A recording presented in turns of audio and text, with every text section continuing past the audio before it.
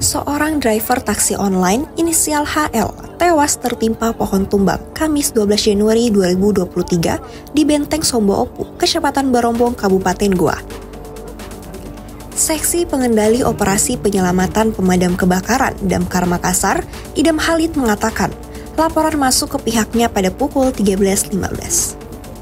Idam Halid menuturkan evakuasi dilakukan lebih dari 1 jam.